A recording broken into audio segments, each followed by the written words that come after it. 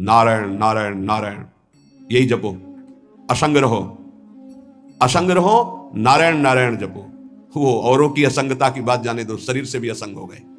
वो कह रहे कि 4 वर्ष में अजपा जाप से मेरे स्वामी नारायण की कृपा से इस गुलाम को भगवत साक्षात्कार हुआ। पहला जो दर्शन हुआ, इससे पता चलता फिर आगे दर्शन होते रहे। पीछे छम छम की आवाज आई। अचानक वो इतना आकर्षण था कि मैं मुड़ा, देखा वो विमान की छोटी छोटी घंटियां बज रही थी। 4 पार्षद जो भगवान नारायण के आसपास थे और बीच में भगवान नारायण विराजमान थे। विमान नीचे उतरा, जो ही हमने देखा साष्टांग दंडवत किया, निहाल हो गए। मेरे स्वामी नारायण, जो नाम जप करोगे भगवान वही रूप का अनुभव कराएंगे। उन्होंने कहा अब तुम्हारा जीवन कर्तव्य पूर्ण हो गया, अब तुम्हारे लिए कोई कर्तव्य नहीं। बद्रिकाश्रम चले जाओ और वहां बस मेरा भजन करते रहो, तुम्हारा काम पूरा हो चुका है। इस साधन से मैं कृतकृत्य हो गया, अजपा जाप से। ये अजपा जाप सब कोई कर सकता है, पर इसमें ये नियम है, वाणी से सत्य बोलना। अजपा जाप उसी का चलेगा, सत्य बोलने वाले का।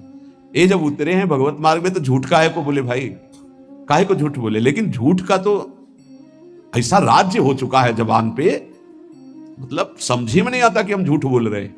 और झूठ में कलयुग का वास है, असत्य, इसमें कलयुग का वास है। इसीलिए प्रायः सबकी वाणी से झूठ निकलता है। झूठे ही लेना, झूठे ही देना, झूठे ही भोजन, झूठ चबेना। तो कम से कम और भूले तो भूलो, तुम जिन भूलो मालाधारी। अरे भगवत पार्षद, तुम क्यों भूल रहे हो कि तुम सत्य स्वरूप भगवान की आराधना करते हो। प्रेम पूर्वक जप करना, समदर्शित्व भाव लाना। अजपा जाप 24 घंटे होता है श्वास के साथ। पहले 4 वर्ष के साधन से विमान में आए हुए भगवान नारायण का दर्शन। भाई जी महाराज का तो ऐसे दर्शन, निज पार्षद जन, निज जन थे, उनके बीच में भाई जी से पूछते जा रहे हैं, पूज्य श्री जयदयाल गोयनका जी, भगवान के चरण कितनी दूर हैं? बस बोले पास हैं, स्पर्श कर रहा हो। कैसे लोगों को विश्वास होगा? कैसे? जैसे वो एक विज्ञान से पढ़े लिखे डॉक्टर, तो उनको लग रहा था कि संत ऐसा कैसे कर सकते हैं कि किसी का कैंसर नष्ट कर दे। जैसे उनको लग, पूज्य राधा बाबा के प्रारब्ध को भाई जी ने अपने शरीर पर लिया। देखो, नाटक करना अलग बात है, सिद्ध संत जन करुणामय होते हैं। कल फिर बताया था, उन्होंने अपने प्रारब्ध जो भजन साधन से एकत्रित किया हुआ, उनको दिया प्रारब्ध, अपने ऊपर ले लिया, अपनी टांग कटा ली उनका कैंसर। भाई जी अस्पताल में भर्ती रहे राधा बाबा की प्रारब्ध को लेकर के। इन संतों की महान उदारता और महिमा को कैसे कोई जानेगा। ये अजपा जाप में बड़ी सामर्थ्य है। इसमें क्या होता है कि जपना नहीं होता है, पर यहां तक पहुंचना कठिन है।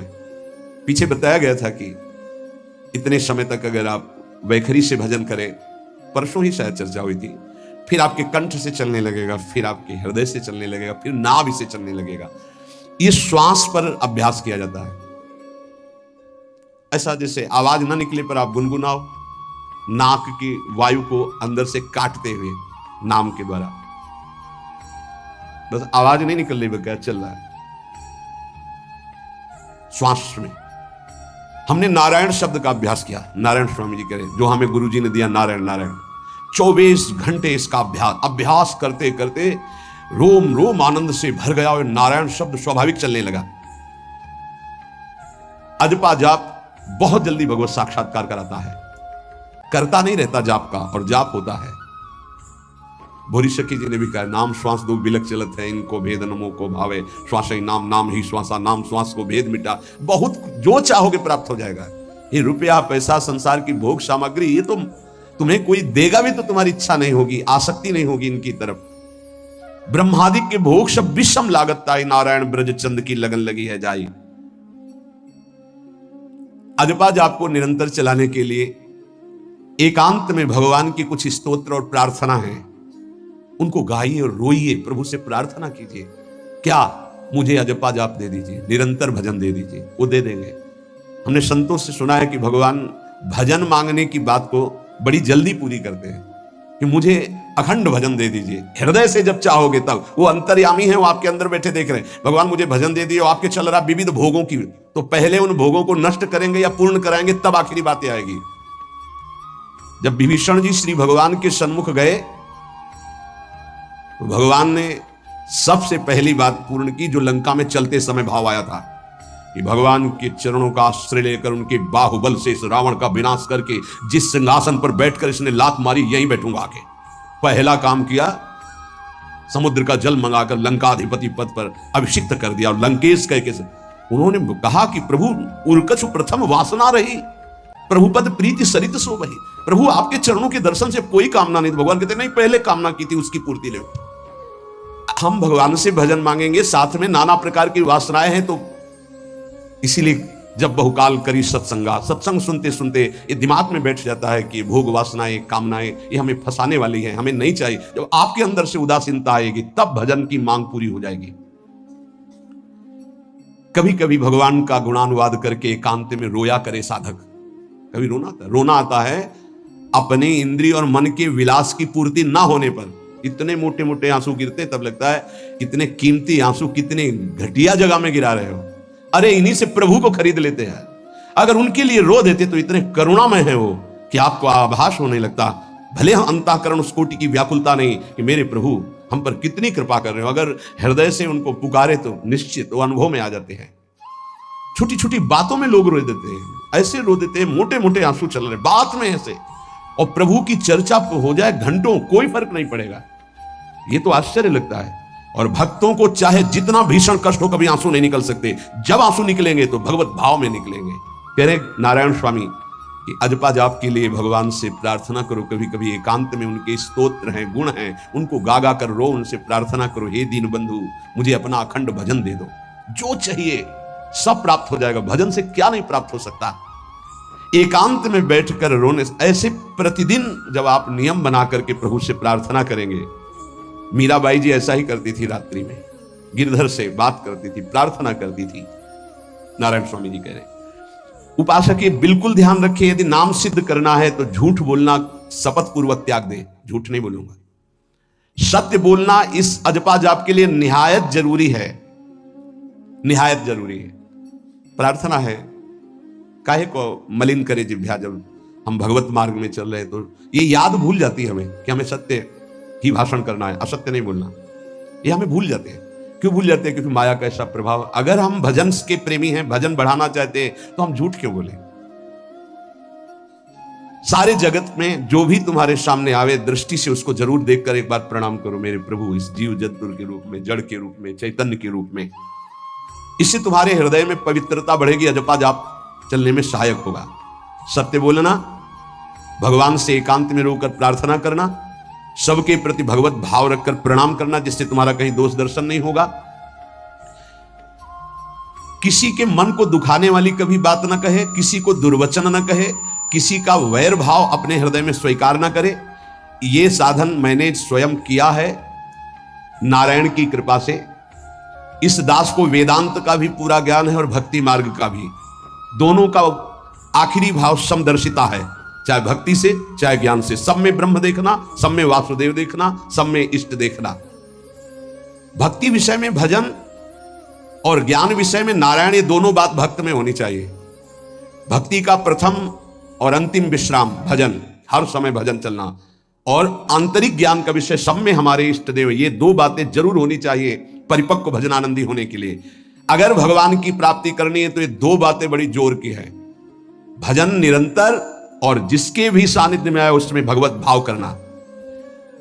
मेरे नारायण ने मुझसे कहा, वो फरमाया कि उनके पीछे पीछे मैं चलता हूं जो मेरे ऐसे भजन करने वाले भक्त होते हैं। और श्री कृष्ण चंद्र जी ने दयालुता में भागवत में कहा, अनुब्रजा में हम नित्यम पूयत्यंगुरेण भी। मुझे बहुत रोना आता है बात सुनकर के कि दास की चरण रज के लिए स्वामी पीछे पीछे डोलता है। किस भक्त के पीछे? जो दो बातें यहां कही, जो निरंतर नाम जप करता है और सब में भगवत भाव रखता है। तो भगवान नारायण ने नारायण स्वामी से कहा कि मैं उसके पीछे पीछे डोलता हूं कि उसकी चरण रज मेरे ऊपर पड़ जाए। और भगवान श्री कृष्ण चंद्र जी ने कहा, निरपेक्षम मुनिम शांतम निर्वैरम सम दर्शनम। निरपेक्ष जो किसी की अपेक्षा नहीं रखते, किसी से कोई संबंध नहीं, स्वार्थ का। मुनिम, जो निरंतर मंत्र का नाम का मनन करते रहते हैं। शांतम, हर द्वंद्व की प्रहार स्थिति में वो शांत रहते हैं, विचलित नहीं होते। निर्वैरम, कोई उनसे वैर करे तो भी वो उससे वैर नहीं करते। और समदर्शी, सब में अपने इष्ट को देखते। ऐसे संतों के पीछे में भगवान कहते हैं उनकी चरण रज लेने के लिए हर समय पीछे पीछे रहता हूं। अहिंसा परमो धर्मा शास्त्रों में वर्णन किया गया है, इसलिए किसी भी जीव को कष्ट नहीं पहुंचाना है। गर्दन झुका करके रास्ते में चलना सीखो कि नीचे कोई जीव तो नहीं दब रहा हमारे पैर से। शरीर को सावधानी पूर्वक, किसी को दुख ना पहुंच जाए मेरे शरीर से। वाणी को संभाल कर, किसी के हृदय में बाण ना लग जाए, वाणी का बाण ना लग जाए। बाहर का प्रहार तो सहा जाता है, लेकिन जब हृदय में शब्द चुभता है वचनों का, ये बाण खरकता रहता है। किसी भी जीव को कभी मारना नहीं, वो तुम्हें नुकसान नहीं पहुंचाएगा। गीता वाटिका में सांप निकला, फण वाला कोबरा। राधा बाबा ने कहा देखो अभी केवल हमने देखा है, अगर और लोग देखेंगे तो आपको पीड़ा पहुंचा सकते हैं, इसलिए एक लकड़ी उठाई और कहा मैं रास्ता बना रहा हूं, आप इधर से चले जाओ। ऐसे किया सांप ने। सब में भगवान है। अगर हम भगवत भाव करते हैं तो निश्चित वहां से कोई विरोध नहीं होगा। जब हम भगवत भाव करते तो सर्वात्मा भगवान वहां विराजमान, कैसे आक्रमण करेंगे। जैसे रत्नावती जी के लिए माधव सिंह ने जंगली शेर पिंजड़े में बंधवा कर वहां लाए, और ऊपर से बालकनी से पिंजड़े का ऐसे खींच दिया गया, शेर बाहर निकला दहाड़ता हुआ। और वो पूजा में थी ठाकुर जी की। संतशाला में बहुत से संत विराजमान थे। दासी ने कहा महारानी सावधान, सिंह। आरती करने जा रही थी मुड़ी, और कहा नहीं सिंह नहीं, नरसिंह, हमारे भगवान नरसिंह देव पधारे। और थाल लेकर मुड़ी तो जैसे सीधी गाय ऐसे खड़े हो गए। तिलक लगाया, आरती की, प्रणाम किया। सिंह घूमा और छलांग मारी ऊपर, जो बालकनी में राजा के पार्षद उसको बंदी बना करके लाए, सांप को फाड़, और जंगल में किसी संत को, रत्नावती जी को या किसी को वहां कोई क्षति नहीं, लेकिन जो उनकी क्षति के लिए लाए थे उनके लिए वो सिंह, इनके लिए वो भगवान नरसिंह। यथा योग्य दूसरे की सहायता करना, यह अपने भजन को बढ़ाने के लिए अत्यंत आवश्यक है। नारायण स्वामी जी कहते हैं साधु क्या सहायता करेगा, मान लो जो अकिंचन है वो क्या सहायता करेगा। तो विद्या दान सबसे बड़ा दान है। तुमने जो शास्त्रों में स्वाध्याय किया है, जो अनुभव किया है, वो दूसरों को दो। जो अधिकारी है, जो दैन्य है, जो सुनना चाहता है, उसे जरूर सुनाना चाहिए। जो विद्या का दान करता है, भगवान का भजन बहुत सहजता से होने लगता है। दूसरे को भजन में लगाने की बात, इसीलिए जैसे आप गृहस्थ में हैं तो आप अपने परिवार के छोटे बच्चे बड़े सब 5 मिनट आप राधा राधा कहिए, आप 10 मिनट भजन कीजिए, आप स्वयं कीर्तन कीजिए, पूरे परिवार को सुनने को मिले, बहुत लाभ मिलता है। सब अगर नगर कीर्तन करें तो लाखों लोगों के पाप नष्ट हो जाए, आपको बहुत जल्दी भगवत प्राप्ति हो जाए। ये साधन होते थे। अब क्या हो गया कि इतनी भजन के प्रति लघु बुद्धि हो गई कि शर्म लगेगी कि हम पूरे गांव में कैसे कीर्तन करें। जो शर्म लगने वाली बातें उनमें शर्म नहीं, नाम जप में शर्म लगेगी कि हम 10 लोग मिलकर नगर कीर्तन करें। पहले ऐसा था, प्रातः 4 बजे गांव के 10-20 लोग बड़े बूढ़े मंजीरा लेकर, ढोलक लेकर के आसपास गांव में फेरी देते थे, जिसे प्रभात फेरी कहते थे, और वो नाम कीर्तन करते हुए।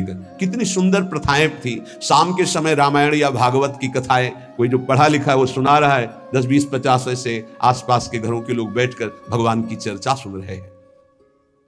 ये जरूर करना चाहिए, जो भजन के लिए बहुत उत्साह बढ़ता है। ध्यान करते समय, भजन करते समय मन तुम्हें घुमा घुमा कर माया में फंसाएगा।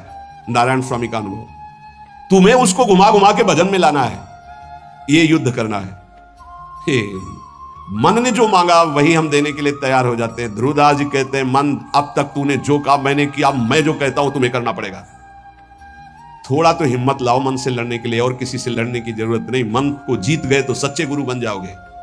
मन को जिसने चेला बना लिया वही सच्चा गुरु नहीं। मन के सब चेला हैं, कोई बिरला ऐसा है जो मन को अपने शिष्य बना ले। बहुत ध्यान दीजिए, लाखों बार प्रश्न आते हैं ये। मन जब तुम भजन में बैठोगे तो घुमा घुमा कर माया में मारेगा, आपको वहीं गिराएगा। तुमको ये करना है कि उसे घुमा घुमा कर नाम में लाना है। चल राधा राधा राधा, तेरी एक बात नहीं सुनेंगे।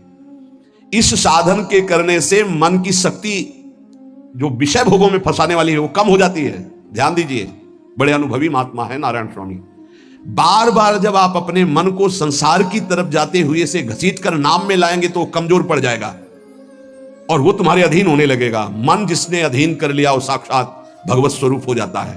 मन मार्या तन बस में की ना हुआ भरम सब दूर, बाहर से कुछ दिखत नाही अंदर चमके नूर, आपो त्याग जगत में बैठे नहीं किसी से काम, उनमें तो कछुअंतर नाही, संत कहो चाहे राम।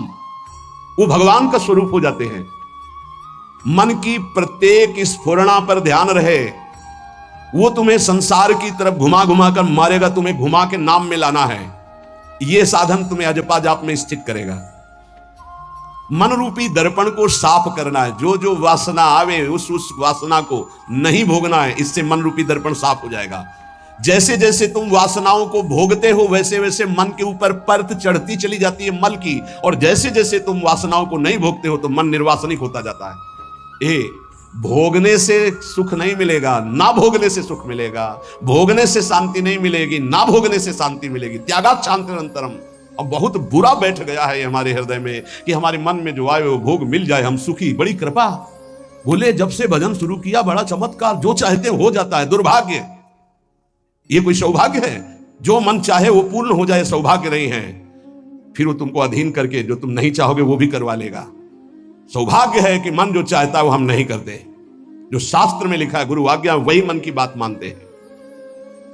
अभ्यास करते करते वासनाएं कम होने लगती हैं, फिर वासनाएं नष्ट हो जाती हैं, फिर स्फुरणा ही नहीं होती, अजपाजा प्रारंभ हो जाता है। विक्षेप यही वासनाएं पहुंचा रही भजन में। भजन से जो महासुख मिलता है तुम्हें कैसे बताऊं, नारायण स्वामी कह रहे हैं। मन को वश में करने पर जो सुख मिलता है वो ब्रह्मा को भी सुख नहीं है। अब आप सोच लीजिए, मन के अधीन होने पर दुर्गति तो सब देख रहे हैं, लेकिन मन को वश में करने पर जो सुख है वो परमेष्ठी पद ब्रह्मा में भी नहीं है। इसीलिए भक्त कहता है न पारमेष्ठम न महेंद्र जिष्णम, नहीं चाहिए देवराज इंद्र का पद या ब्रह्मा का पद। ऐसा सुख स्वयं मिल गया क्योंकि मन अधीन हो गया। इसलिए इस दास ने स्वामी नारायण की कृपा से इस मन को अधीन किया।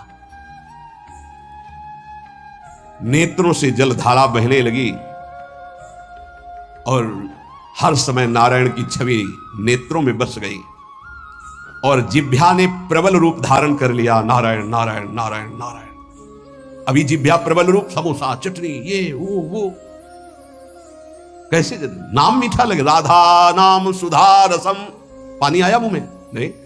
राधा नाम सुधा रसम, पानी आया मुंह में? नहीं आया। वो अभी गरम गरम समोसा चटनी ये या अमुक चीज या अमुक, मुंह में पानी आ जाएगा क्योंकि हमारी जिह्वा का स्वाद बिगड़ गया। बोले हमारी जिह्वा प्रबल हो गई। किस बात में? रुकी नहीं रही। राधा राधा राधा राधा, जैसे राधा बाबा की। नारायण स्वामी जी कह रहे नारायण नारायण नारायण। हमने इसको कैसे वश में किया? बाजार में जाता, मिठाई की दुकान के सामने खड़े होता, जो सब चीज दिखाता, फिर कहता नारायण नारायण नारायण, कुछ नहीं मिलेगा। चलो फल की दुकान में जाता, जगह जगह इसको हर चीज दिखाया, कुछ नहीं दिया। ये हमको जलाया, वो हम नारायण नारायण के द्वारा इसको शांत किया। माया ने हर चीज मंगवाकर हमारे सामने रखी पर नहीं खाया। ध्यान दीजिए, महापुरुष अपने इसको लिखने के पहले उन्होंने लिखा है कि मैं कोई लेखक नहीं हूं, मैं उन साधकों के लिए जो भगवत साक्षात्कार करना चाहते हैं उनके लिए रात्रि में अपने प्रिय नारायण का भजन रोक करके कुछ बातें लिख रहा हूं। अगर इनको स्वीकार करोगे तो आपका भी अजपा जाप चलने लगेगा, आप भी भगवत साक्षात्कार कर लेंगे। जब हमने देखा कि बहुत सुंदर सुंदर भोजन बनकर के हमारे सामने माया भेजने लगी, नारायण भेजने लगे, ऐसा नहीं कह रहे। देख लो साधक की चतुरता देखो। माया हमारे सामने अच्छा अच्छा भोजन पकवान, पर मैं कभी उन अच्छे भोजन को नहीं पाता, मामूली साधारण उससे निकाल करके भोजन पाता। जितने सिद्ध हुए हैं उनकी रहनी है ये है। मिठाई चरफरा स्वादिष्ट जवान पर ना रखने का नियम ले लिया, ये बड़ी बात है। अभी कुछ समय पहले एक महापुरुष पधारे, उन्होंने पहले आजीवन मिठाई छोड़ दी, कोई मीठा, फिर नमक छोड़ दिया, फिर भगवदाकार वृत्ति में शरीर भी छोड़ दिया। क्या महापुरुषों ने पाया है कि हम प्राण और शरीरों को ही सब कुछ समझते। पहले ही बता दिया था 3 दिन पहले कि अमुक समय में शरीर छूटेगा, और हंसते खेलते सबके सामने शरीर समाधिस्थ होकर छोड़ दिया। मिठाई स्वादिष्ट चरफरा चाहते हैं अजपा जाप, लेकिन गुलाब जामुन पा करके, बढ़िया बढ़िया पदार्थ पा करके, भाई इनका प्रभाव है, ये भजन में नहीं लगने देंगे, देख लेना, भजन में नहीं लगने देंगे। और अभी 10 दिन केवल हमें समय दो आप, फिर हम आपको देखेंगे कि आप कितना भरपेट भोजन पाते हैं।